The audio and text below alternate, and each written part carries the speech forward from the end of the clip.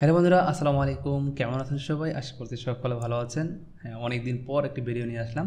Guys, আজকের ভিডিওতে আমি যে বিষয়টি শেয়ার করব, ভিডিওটি খুবই ইম্পর্টেন্ট। বিশেষ করে যারা এবছর এসএসসি পরীক্ষা দিয়ে পাশ করেছেন, আপনাদের মধ্যে অনেকে রয়েছে যে সার্টিফিকেটে ভুল রয়েছে বা ভুলগুলো ইতিমধ্যে আপনাদের চোখে ধরা খেয়েছে।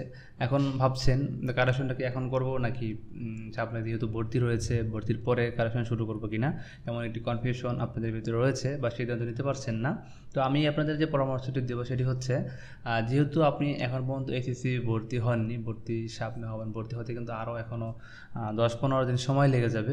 তো এই সময়ের ভিতরে আপনি যদি এখন স্কুল থেকে নাম কারেকশনের আবেদন করে দেন, আপনার কারেকশনটি যদি আপনি এখনই, তাহলে কি হবে, অনেকে আছেন যে এসএসসি কারেকশন করেন, বিএসসি কারেকশন করেন, ইন্টারের মানে আপনি অ্যাডমিশন হওয়ার পরে কারেকশনগুলো শুরু করেন। সেক্ষেত্রে কী হয়, তখন কিন্তু এই ভুলটি জেএসসি আর এসএসসি সংশোধন হয়, ইন্টারে কিন্তু আর কি কারেকশনটি হয় না। এটা নিয়ে একটা প্রবলেম আপনাদের ফেস করতে হয়।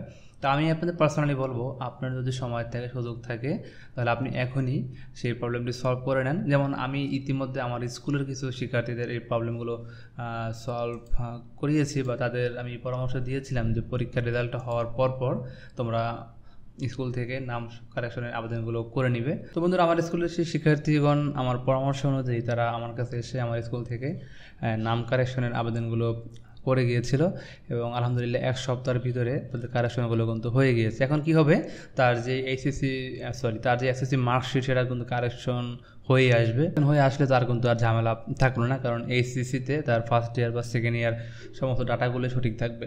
তো অনেকে এবার প্রশ্ন করেন, এখন যদি কারেকশনের আবেদন করি সেক্ষেত্রে আমার ইন্টার ভর্তি হওয়ার কোনো প্রবলেম ফেস করবে কি না। তা আমি বলবো, এখন যদি আপনি নাম কারেকশনের অ্যাপ্লিকেশন করেন, আপনার ভর্তির ক্ষেত্রে কোনো ধরনের প্রবলেম হবে না। দেখা যাচ্ছে কী হবে, আপনি এখন নাম কারেকশনের আবেদনটি করলেন, আপনার অ্যাডমিশন হওয়ার কিছু দিনের ভিতরে আপনার ডাটাগুলো অনলাইন কারেকশন হয়ে যাবে।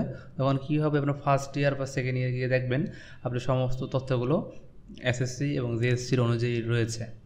তো আমি আপনাদের দেখাই, অলরেডি আমি নাম কারেকশনের যে আবেদনগুলো করিয়েছিলাম আমার স্কুলের শিক্ষার্থীদের মাধ্যমে, আমার মাধ্যমে করেছিল।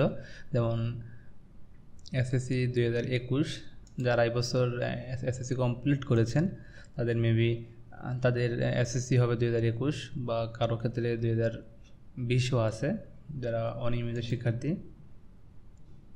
এটা দেখাই, এই 18/5/2024 তারিখ আমি আবেদনটি করেছিলাম, এবং তার কিন্তু কারেকশনগুলো হয়ে গিয়েছে। জেএসসি 2021 এবং এসএসসি 2024, মানে এবছর এসএসসি পাস করেছে। তার ছোটো কারেকশন ছিল যদিও, আক্ষরিক ভুল তো থাকলেও, যদি ভুলটি সে যদি কারেকশন না করতো, তাহলে কিন্তু ফিউচারে তার এইচএসসিতেও সেম ভুলটি চলে আসতো, তখন তার কিন্তু এটি ঝামেলা হয়ে যেত।